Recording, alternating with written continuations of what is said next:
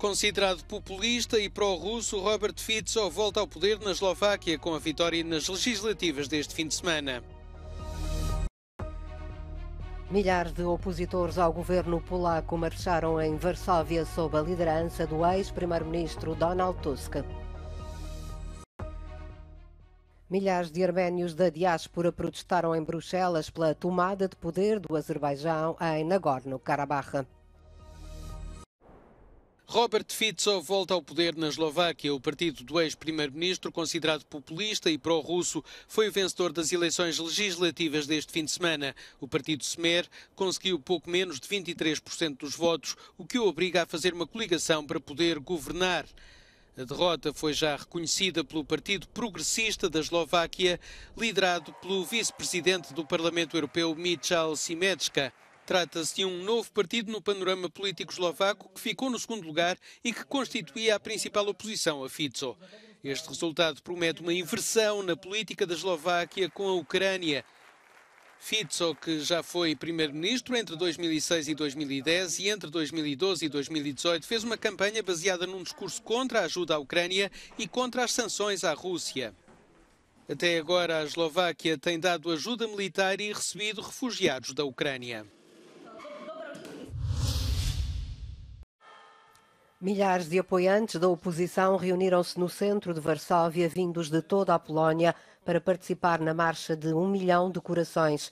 A polícia fechou algumas ruas do centro da capital polaca no percurso de 4 quilómetros. A manifestação foi convocada pelo ex-primeiro-ministro e antigo presidente do Conselho Europeu e candidato da coligação cívica, Donald Tusk, para aumentar as hipóteses de destituir o governo conservador nas próximas eleições parlamentares. A aliança eleitoral de Tusk, a coligação cívica, está a alguns pontos percentuais atrás do partido no poder nas sondagens. Ainda assim, Tusk diz que há hipótese de uma ampla coligação que inclua o partido de esquerda e a terceira via centrista para vencer a votação de 15 de outubro. Realizaram-se também manifestações e comícios noutras cidades da Polónia.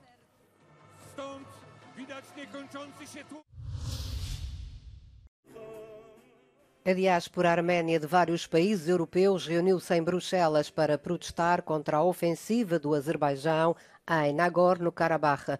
Os separatistas arménios que controlam Nagorno-Karabakh há 3 décadas renderam-se e concordaram em depor as armas na semana passada após uma ofensiva relâmpago do Azerbaijão. Uma missão da ONU chegou à área pela primeira vez em 3 décadas este domingo. Enquanto a maioria da população arménia local deixou o enclave depois de este ter sido assumido por Baku por medo de represálias. O procurador-geral do Azerbaijão emitiu um mandado de prisão para o ex-líder do Nagorno-Karabakh e um dos seus ex-primeiro-ministros foi detido na quarta-feira quando tentava cruzar a fronteira para a Arménia, junto com dezenas de milhares de outras pessoas que fugiram. Este domingo, a Arménia celebrou um Dia Nacional de Oração por Nagorno-Karabakh num serviço especial. O atentado que feriu 2 polícias em Ankara este domingo foi reivindicado pelo PKK, o Partido dos Trabalhadores do Kurdistão, segundo um site de notícias próximo do grupo que luta há décadas contra o governo turco. O ataque ocorreu junto ao Ministério do Interior, poucas horas antes da reabertura do Parlamento, uma sessão que contava com a presença do presidente Recep Tayyip Erdogan. Segundo o Ministério do Interior, um dos terroristas fez-se explodir e o outro foi neutralizado.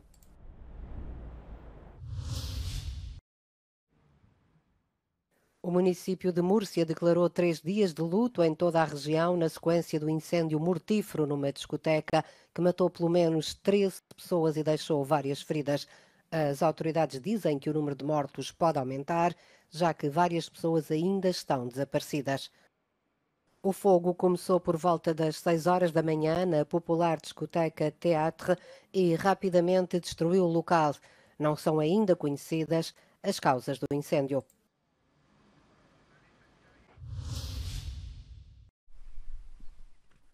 Eddie cresceu nesta casa em Groningen, mas por causa dos terremotos causados pela extração de gás do campo de gás de Groningen, o maior campo de gás em terra da Europa, já não é seguro viver aqui. Milhares de residentes têm lutado para obter compensações. Er is gezegd, er moet verstevigd worden. En dus daar gaan ze nou straks mee aan de gang. Daar zouden ze al heel lang mee aan de gang. Maar de procedures zijn allemaal zo lang en zo ingewikkeld en zo geldverslindend ook. Terwijl dat het geld wat eigenlijk naar de huizen moet, of naar de mensen moet, dat duurt allemaal heel lang. Os lucros do campo lançaram as bases para o bem-estar social dos Países Baixos. The discovery of the Groningen gas field was really important to the Dutch economy because it enabled us to make annual revenues of about 15 billion euros in the beginning. So it was a huge contribution to the Dutch economy, and also the Dutch state had a major share in these revenues. About 80% of these revenues went to the Dutch state, to the Dutch society. O primeiro sismo ocorreu em 1986, mas foi com o sismo de 2012 que a opinião pública começou a mudar. Um inquérito parlamentar no início deste ano concluiu que o governo tinha dado demasiada importância à extração do gás. Este domingo, 1 de outubro, o campo de gás de Groningen foi encerrado. O primeiro-ministro dos Países Baixos, Mark Rutte, visitou os residentes afetados na última sexta-feira. It's important because we know there is a direct link between the earthquakes and gas extraction, and luckily we are able to do without the Groningen gas field. So that's why it is crucial to close this because of the safety of people. Se o inverno for particularmente frio, o campo poderá vir a ser explorado uma última vez. Behind me you can see a gas installation that is now partially dismantled. There's many of these dotted around the Groningen countryside atop of this largest onshore gas field in Europe. Now the gas extraction will end, but the earthquakes it has caused will continue for many decades to come. This is Fernand van Tetz reporting for Euronews, Groningen. As muitas vidas de Yevgeny Prigozhin, o controverso líder do grupo Wagner, chegaram a um fim abrupto a 23 de agosto. Menos de um mês antes, Vladimir Putin dizia em São Petersburgo, na cimeira Rússia-África, que era urgente lutar contra o neocolonialismo dos países ocidentais. O fim de Prigozhin colocou em risco os planos russos para o continente africano. Prigozhin was a CEO per se, so that means the organization functions independent of him in the entire infrastructure around that organization, for which Africa is a key component in terms of financing, in terms of money laundering and other factors. So then that entire infrastructure is still in place. Russian military officials, from the deputy defense minister and military intelligence officials, came to visit some of these countries, so Central African Republic, they did a visit to Mali, and I have been in contact with leaders in Burkina Faso, where it was made clear to leaders in place that the Russian Defense Ministry will now take Wagner. Em 2022, Moscovo suplantava Pequim enquanto principal fornecedor de armas à África. No entanto, representa menos de 1% dos investimentos diretos estrangeiros no continente. Numa altura em que se sucedem golpes de Estado, os alvos da Rússia são meramente geopolíticos? A lot of what Russia and Wagner have done, in the last 2 years or so has been, to put it crudely, to stick up its middle finger to France. And I think France has been its main target, so it has targeted former French colonies in Africa. And that worked surprisingly well. However, it does not really invest. It does not provide development aid. It does not provide humanitarian assistance. The fact that it's willing to support a lot the younger people, the dynamics in terms of saying, well, we support what you're doing and we're not going to judge you if you have human rights abuses. That's well received. It's just Russia is doing well is it's providing an alternative to what Western countries offer or have offered for the last few decades. Ao retirar influência ao Ocidente, Moscovo arrecada apoios que escasseiam no panorama internacional. Os países africanos detêm 54 votos na Assembleia Geral da ONU, o que configura um dos blocos regionais mais fortes. É natural que haja alguns tropeções quando se governa o mais poderoso país do mundo, mas Joe Biden está prestes a fazer 81 anos e a idade ameaça ser uma das questões a impor-se nas próximas presidenciais norte-americanas. As interrogações multiplicam-se sempre que há incidentes de confusão mental, seja do republicano Mitch McConnell, com 81 anos, ou da democrata Nancy Pelosi, com 83.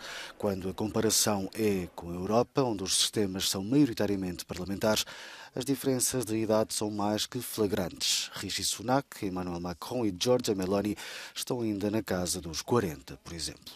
Usually in the past, prime ministers were used to enter office after accumulating a lot of experience in parliament, in the party, in the cabinet. But now we have more and more outsiders with low political experience, more technical experience, and they are young. So in this case, maybe the issue about age is the effect that can have on what prime ministers do after being in office. More and more, you have these leaders going into the private sector, and this may raise issues of accountability. Já existe uma idade mínima para votar ou concorrer a certos cargos públicos. Impor um limite máximo seria uma discriminação que as constituições, por norma, interditam e, de qualquer forma, quem deposita o seu voto na urna sabe à partida quem está a escolher.